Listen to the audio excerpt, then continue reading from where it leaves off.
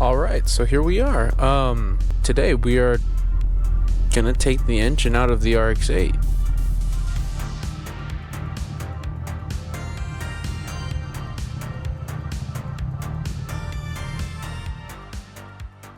Alright, this has been a long time in the making, and I've been gone for a long time. We're finally gonna be putting another engine in the RX-8. And reason for that being is this one's low compression, and I plan on taking this out, rebuilding it, and seeing why it's low compression. It's probably a seal, the springs wore out, but that, to my knowledge, that's the original engine, and has almost 160,000 miles on it. No mods, no anything, so it lasted a really long time. Had very responsible owners, and now I'm putting a engine from Japan in it. So we'll see how that will bolt up, and we'll see how easy it is or how hard it is to take this out. So let's get started.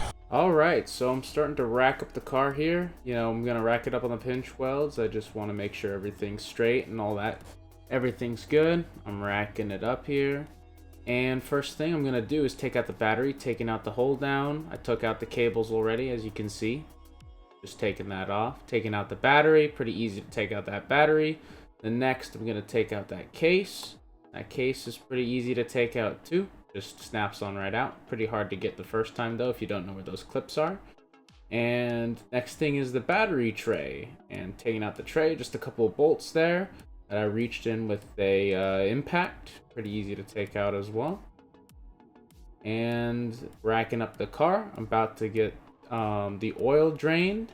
You could see me with the oil drainer. I don't want any oil in the engine. That just adds so much weight and also could be a big mess. So there you have it. There's the oil.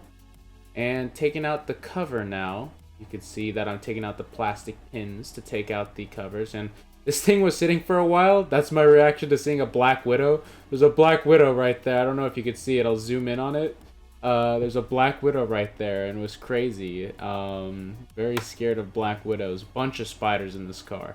And you could see me using the blowtorch to kill an unfortunate Black Widow that was standing in my way there. Quickly disposed of him. So then next, I start taking out the bolts on the under tray and splash shield, under tray, whatever it's called, the whole entire thing. The wheel wells need to come off. It's got these, you can see me, I'm using a little pry tool there. It's got the electrical connectors for like the fog lights and probably other stuff there, holding in together by that shield there. So I'm just quickly taking those off. And then I got to grab my extension with the 10mm head and right there and zap them off real quick. And that's what I'm doing here. Both sides got two of them. Take out the remaining plastic clips there. And the whole thing slowly comes out. You kind of got to wiggle it. And I'm checking for spiders here mainly. Kind of just got to wiggle it around. Make sure you don't touch any Black Widows. And just slides kind of right out. Just got to feel down the wheel wells a little bit. And comes out very slowly. There you have it. It's slowly making its way out.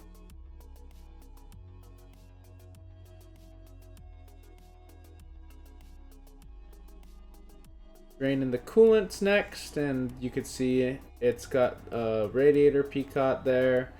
I'm petcock there. There's the slime green coolant that's coming out of it. Taking out the exhaust, sprayed it with some PB Blaster, and ratcheting it off. Zapping off the oxygen sensor shield. And then the oxygen sensor, that was a new oxygen sensor. The car came with a bad downstream oxygen sensor, so I replaced that one. That sensor's pretty new. So just taking that off, and gotta love my face looking at it. Don't know what don't even recall making that face, but there's some subframe bracing there. So to take that off. And you see I'm slowly ratcheting that apart. Same thing with the back one. The whole entire catalytic converter mid pipe is about to come out. using my gun here, my impact. Slowly taking them off, and you can see that I leave the bolts in because they slide right out. They're not held in. I loosen those up a little bit. You can see I start wiggling it a bit, and it slides right out. And oh yeah, these exhaust rubber bushings, so easy to take out with that tool that I had that I just used. You just press, no fighting, no nothing. You just press them out. So easy. And then I broke those loose by hand, but you didn't see it. And now I start zapping them off. So struggling with that. That one comes right off. The other one, soon to be. And you can see all the spider webs on the gas tank too. But yeah, so getting that one off. Looks like the bolts kind of got stuck in there, so kind of just left it in there, and then that comes down. Then we loosen those bolts in the beginning. There's the whole catalytic converter. Catalytic converter's out. Okay, you can see that I'm starting to take out the starter now, taking off that connection, and oh, there, dropped the nut there. And 2 bolts for this thing come out pretty easy. Just breaking them loose here, and you have to hold the other side because the bolt goes all the way through the transmission, and there's a nut on the end, so you got to hold the nut with a wrench while taking it off, and there goes the starter.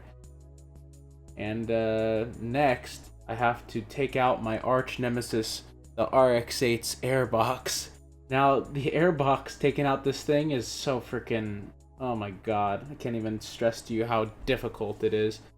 It's they could have designed it so much better, but you know, it's, you know, you just gotta, you see what I'm doing here. I have to push my like whole body weight like towards it, and if anybody knows an easier way to get these airboxes out, please tell me, because trying to get these out, it's just too much, man. There you go. You see how I have to like get it out of that rubber grommet on there, and then push it forth and then up, and then I can slowly wiggle it out till it just pops loose and I have the whole airbox.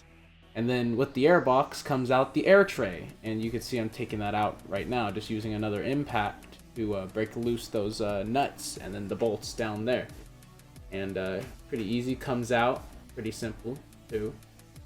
Just lifts up and stuff. And oh, of course, you got the wiring harness you gotta take off. Just grab like a pry tool. Kind of gotta be careful with them. I don't really like breaking plastic pieces like that because they're kind of essential. So kind of just be gentle with them. I found that spraying water easily takes off those too. I didn't spray water there, but for hard clips that you don't want to break, spray a little bit of soapy water or just water, and might be able to get out easier. But next on, I'm taking out the ECU. I'm taking out the brain of the car here. There's a cover for the brain, and just disconnecting some connectors and lifting up. Gonna be lifting up the box soon. Just had to take off another connector there, and boom, there it is. There's the brain of the whole operation, the ECU of the car, held in by 3 bolts, and comes out pretty simple, like the rest of everything. You can see what I'm looking at right there is a breather. Looks like it has a breather to cool down the computer or something like that. And disconnected it all, and there it is. And there's the whole engine bay so far. We're making progress here. And on next is to the 1,000 coolant hoses that this car has. No, it doesn't have that much, but it feels like it. Just taking those off could kind of be a little bit of a hassle if you don't want to puncture a hose or anything, but it's okay. We got a little pick there, and it's angled, so we just got to get underneath it and just pick them loose. Make sure not to puncture through it because we want to keep those hoses, and just got to make sure to walk them around on the inside, and they'll come loose. They'll come loose soon. You could see that obviously this video skipping a lot of the boring processes because you don't want to see me spend 30 minutes on hoses. But yeah, doing the same method for all of them, and they're coming out pretty simple. Just a little bit of strength, a little bit of patience, and they'll come out. Next up, washer bottle. This was surprisingly hard to take out. I had to, you'll see it here in a second, but I'm like confused here because it's not coming right off. I had to use a lot of strength to get that up, and oh, there's a spider. You can see with the blowtorch. Next up, we got looks like that's the fuel line there. We took off both fuel lines and didn't show it, but onto the engine mounts. I didn't show a lot of the engine mounts because, man, that took a long time to get those bolts loose. But just showing one there, and basically took out all the engine mounts. You could see me pulling up over there. I'm just inspecting it. I'm wiggling it around because the engine mount's still on there, but just seeing if it moves. And yeah, and it's slowly about to come out. Broke loose the transmission bolts as well when I was before I took those engine mounts off. And you can see me slowly lifting up the engine. And a little word of advice if you're swapping engines on an RX-8, be careful of the cowl where the wiper motors are, because you could see I did dent it a little bit.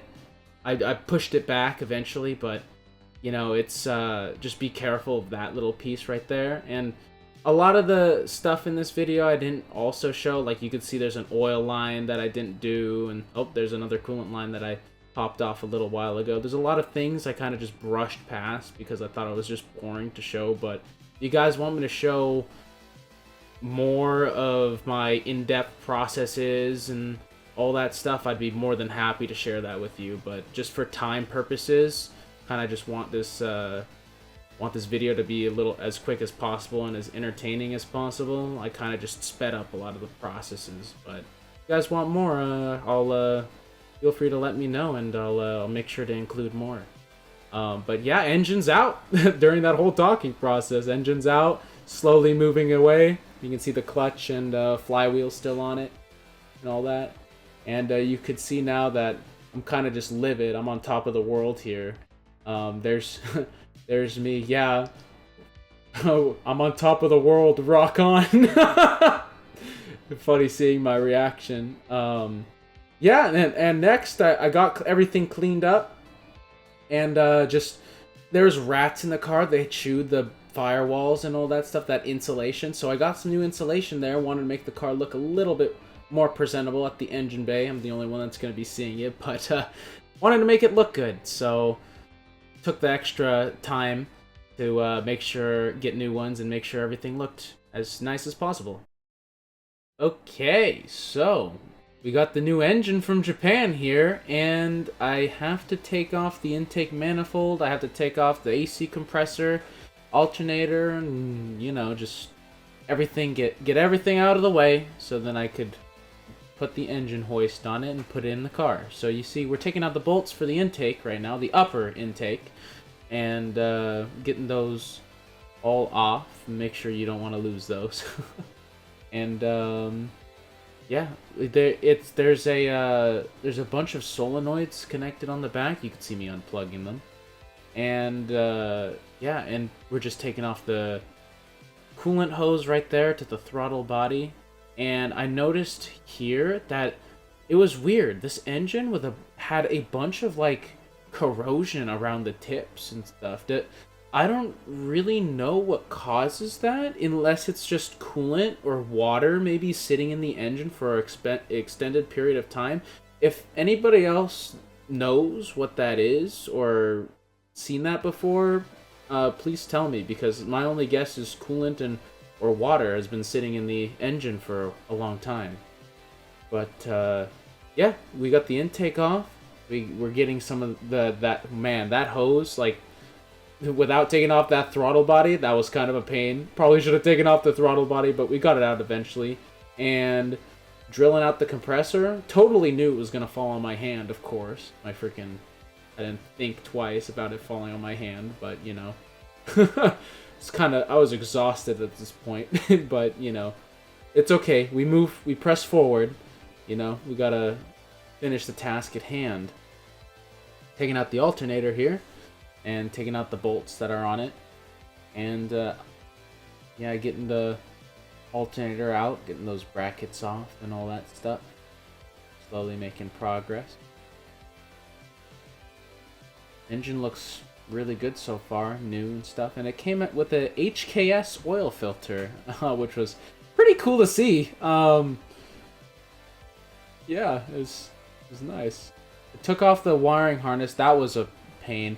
I was told that the JDM wiring harness and the American wiring harness were different, but when I inspected them, they didn't look different at all. If that's true, I'd like to know. I just swapped over my OEM United States one. I didn't want any issues. I wanted to be really safe, but I'm pretty sure there's no differences. It didn't look like anything was different about it, but let me know if there was something I'm missing there, because I was pretty new to that. But yeah, man, mating the engine to the transmission, you could see that I'm pretty furious there, but it was hard, man. That took me a great amount of hours trying to put that in.